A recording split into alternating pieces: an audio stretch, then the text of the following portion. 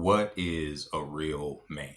How many times have you been told, be a man? Or what is a real man by the machine in order to be manipulated into doing something of service?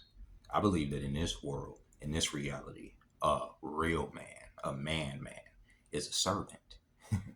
According to all metrics, a man serves his God, a man serves his family, a man serves his employer, a man serves society, a man serves his nation, right? A man is obligated by duty, a man is obligated by pride in order to have the status of being a man. But at the end of the day, man or woman, just like we came into this world alone, most of the time, we leave it alone. And nobody sits there and are able to determine the steps that you took in your life besides you and God to determine whether or not you are a real man or a real person. I personally believe that that term is just put out there in order to shame men in order to serve those who want them to serve them. And most of the time, due to the fact that we're hardwired to serve as men, we fall right into it. We say, okay, yeah, it is my job to serve. It is my job. It is my duty to give my entire life to others in order to be a man. But what is a man besides a servant, right? And who are you serving? Who are your true masters? Is your true master God, or is your true master society? Is your true master an image that you're trying to withhold? You know, there are men that kill the little boy inside of them. Like, for instance, like things like this. They'll kill the wonder, they'll kill the imagination long before they even reach adulthood, because at some point they were shamed into believing that having that sense of wonder and whimsy about themselves is not conducive to being a real man. They have to suck that shit up. They have to be tough. They have to get a job. They have to put themselves inside the machine in order to be a fixture, a cog, in order to serve the machine. And when you get into that, you will try to find pieces of comfort, mostly through women, mostly into trying to start your own family in order to contribute to the machine, put other cogs into the machine, contribute to society, right? And you have to serve that family as well, right? And at the same time, serve God, at the same time, serve the world.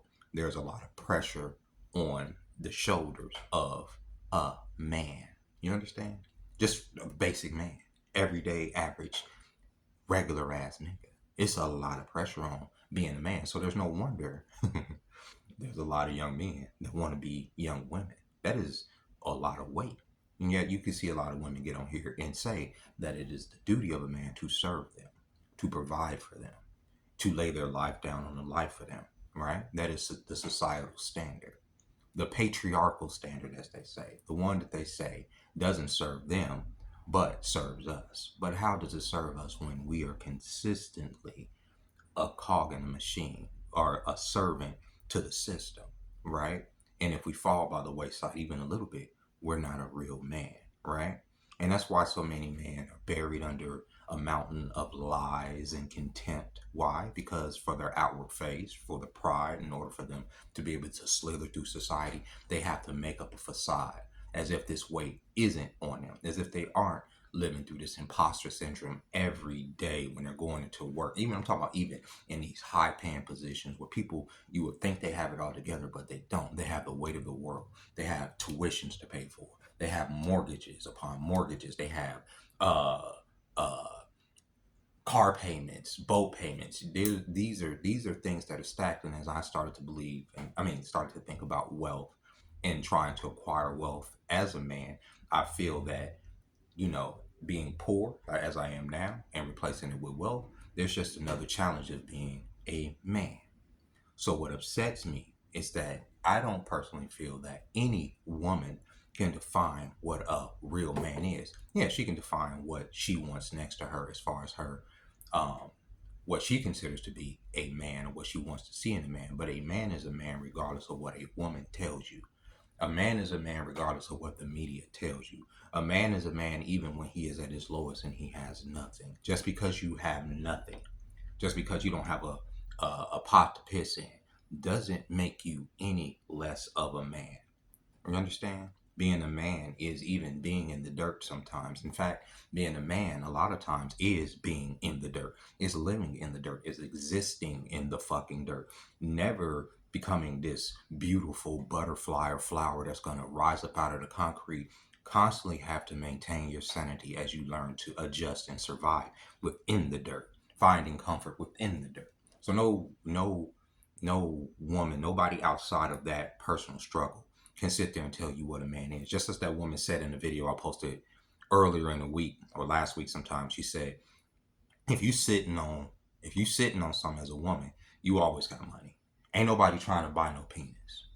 Penis, dick isn't a hot commodity in the streets. You understand? You understand what I'm saying? Unless you're trying to get down on the get down at the Fruit Loop. You understand? But as far as heterosexual penis, it's not.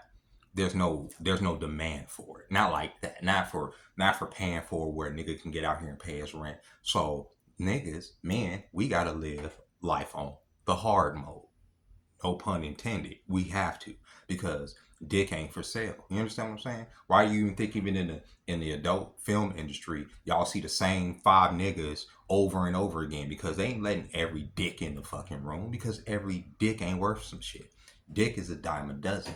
You understand? That's why that one porn star lady can sit up there and line up, and 150 fucking or 1,000 men, nasty ass niggas can come behind each other one after the other and get a nut off in one. Just but like I say, dick is a dime a dozen. We can't sell it like that. You understand? So we have to play life on hard mode. So even if you are in the dirt, even if you don't have nothing, if you don't have a job, even if you don't have fucking clean drawers, you are still a man. There's categories of men, obviously. I'm not saying that you the best man. I'm not saying that you're a fucking clean man. I'm not saying that you're a rich man, but you are still a man, right? And from that basis, you know that you have to serve something. It's the truth. It's the reality of this existence. And the moment you serve something, you will get something out of this reality as a man. You can serve a woman. If you want to serve a woman, if you want to put yourself out there and serve a woman, you can serve a woman. You can probably get something back from that. If you want to serve a job, which is what I recommend, serve somewhere, serve a job, you get some money out of that. You understand what I'm saying? If you serve yourself, if you invest in yourself over time, if you could play the long game, you'll get something back from that as a man. But you have to serve something. And in serving yourself, when I mean serving yourself, because you have to be careful with that, because there's a demonic element in that. And serving self is very close to, in my opinion, Satanism. It's being of the world. But I say serve God, serve the will of God, and serve what God is, and your goals have to align with that, and you'll be fine. But if you're just serving self, yeah, you can get all the riches in the world, but all of the demonic stuff that I said comes along with that, and there is no shield to block you from the stuff that you're not ready from. If wealth comes at you like a tsunami, you can drown very easily. You don't know how to deal with like all the stuff I mentioned earlier about paying all this and keeping up with all this, because especially if you come from poverty, you're not shielded. But if you're shielded by God, you understand, you can get wealth and attain wealth without being necessarily corrupted by it, and still use that wealth to serve your nation, to serve the community. You understand? And I know it sounds like, fuck, well, I don't want to serve. I want autonomy. You can have autonomy within the service. You can choose what you want to do. Just like I said, there are options to what you serve. Personally, like I say, first and foremost, serve God. Be right. Try to be good. You understand? Try to fight your baser nature. Try to fight the things that keep you a low vibrational man or a low vibrational creature. That's what I deal with. Most of what keeps me in that headspace a lot of the times is the content that I consume. I'm not going to even hold you up. It's keeping me, because I try to stay grounded and be a part of the zeitgeist and stuff. But a lot of that stuff could corrupt my view of society. You understand? So I have to be careful doing that, and pray on having patience with a lot of the stuff that I do subject myself to in order to come up here and make content and talk to, especially like I say, young men who are disillusioned with the way society is treating them right now. You are a man regardless of what society says. It's going to always be like that. But serve something and you'll get something out of it. If you're just sitting around and you're not serving anything, you just there, you just stagnant, you're not going to get anything out of this universe. It's not going to give you anything back. That's the rule. That's the goal. The more you put out, the more you get back. You understand? I put a lot of effort into my diet. I put a lot of effort into being active. I put a lot of effort into trying to be creative. And so, when I'm not on camera being, like this, for the most part, I try to keep positive stuff in my head. And even to the point where I've stopped listening to music, a lot of modern music, only because of the frequencies. And I know that it's affecting my brain. I know that it's having a negative effect on my mood. I'm not saying that I'm in a bad place, but I'm just saying when the anxiety is not as high going into work, the stress of waiting on a bus is not as high, bumping certain tunes and stuff in my head, and riling myself up, riling up my spirit. These are things that you can protect yourself from as you try to serve this world and get something back out of this world. You know what I'm saying? For yourself, okay? But a woman can't tell you what a man is, just like you can't tell her what a woman is. And a lot of them women can't even tell you what a woman is in the first place. You ask half these, especially liberal women, what is a woman? They're gonna get offended because they think you're talking about, a certain community, and it's ridiculous. Okay, so don't even let these type of people tell you what a real man is. I see a lot of men get defeated by those things. Well, what is a real man? A real man wouldn't do this, and a real man wouldn't do that. They use that constantly in order to shame you, in order to serving them. And these, a lot of times, are low vibrational people that you should never try to serve, that you should never try to impress, that you should care not what their opinion is. Like a lot of the pigeon brains, the clips I be putting in some of these videos sometimes, none of their opinion really matters about what they think of you and how you're moving in this universe, right? They don't serve you, so you should not serve them.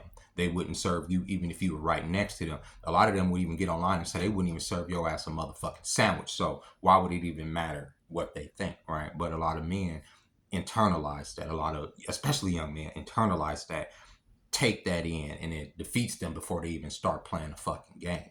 But you have to play the game for yourself, not for these people who are trying to shame you into saying you're not a real man because a real man would never. Like, for my age, I'm 42, about to be 43 in October. And one of the things that constantly gets brought up is a man my age should never date somebody in their 20s, right? Okay, whatever. I'm not necessarily, that's not my what I go for, but there's a lot of 20-year-olds that are attracted to me. That's just it's the bottom line. It is what it is.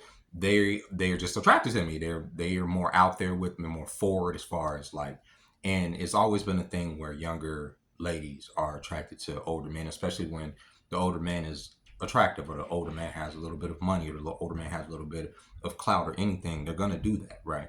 So the shaming goes to the man to say, you shouldn't do that. You're a pervert if you're dealing with somebody that's that young. If you're dealing with a 20-year-old and you're in your 40s or your 50s, you're a weirdo. You're not a real man. You're only with that person because you're trying to manipulate. They put all of these things, they project all of these things onto you that you have no intention on. As far as, even if you were dealing with this person, this grown woman that you will be dealing with, they project all these things onto you because they feel insecure about this younger woman, because when they were a younger woman, they would have dated a sexy older man too. But they'll sit there and they'll tell you, no, you're only trying to get her because you can manipulate her, because she's not. It ain't none of that. Maybe because she's attractive. Maybe it's because she's not coming with a lot of baggage.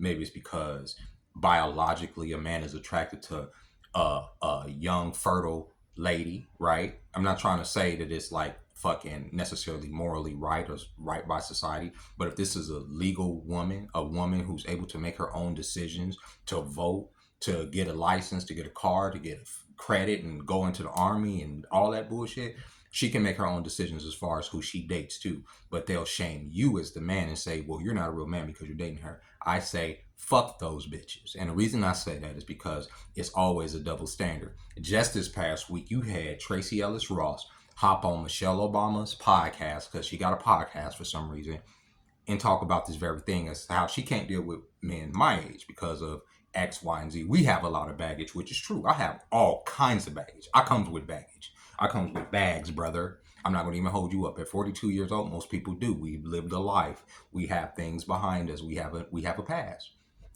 So she's like, oh, I don't do, whatever she was saying about older men and how we're not mature, how we're stuck in toxic masculinity. Okay, whatever you want to call that, you call it whatever it is. It is. I'm never going to give up my masculinity to be subjugated to a woman's whims. That's not how a real man works. I'm going to tell you what a real man's not going to do. I'm not going to cut off my nuts in order for a woman to feel necessarily comfortable. You understand what I'm saying? Comfortable enough so she can manipulate me to puppeteer me however the fuck she wants.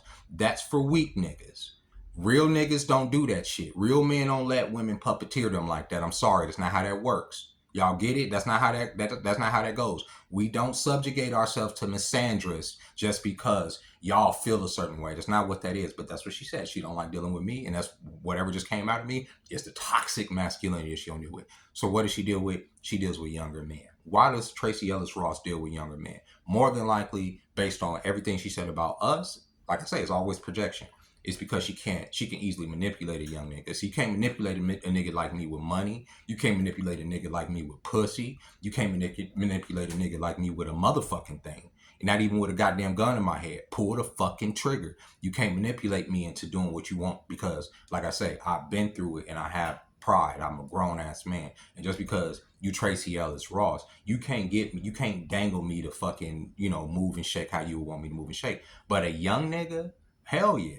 Especially, if I was in my 20s, a rich old bitch being able to fucking pay for me to go from here and there and do, and all I have to do is do what she tell me to do, I would do it. Hell yeah. But grown niggas ain't dealing like that. You understand what I'm saying? Real men ain't dealing like that. But a lot of women that come in here and tell me what a real man is. No, that ain't what a real man is. A real man, and before I go, let's talk about what real men are, okay? Let's define what real men are. A real man, okay, is able to adjust to his environment, regardless of where he is. Rich, poor, in between, he adjusts. And yes, a real man does serve because you have to serve to get something out of this universe. It's the truth. It is. It's the truth. But who you serve is up to you. You don't have to serve these bitches. That's for damn sure. All these ladies get on here saying you need to come with this and take me here. That's crazy work. You don't have to do none of that shit. Especially with as free as they giving out pussy anyway. You don't have to do that. You don't have to do none of that. Okay? Okay? You, as a man, just have to adjust to your environment. You understand? Adjust to your environment and use whatever stepping stones you can to get to the next level. That's how that works. That's what makes a real man.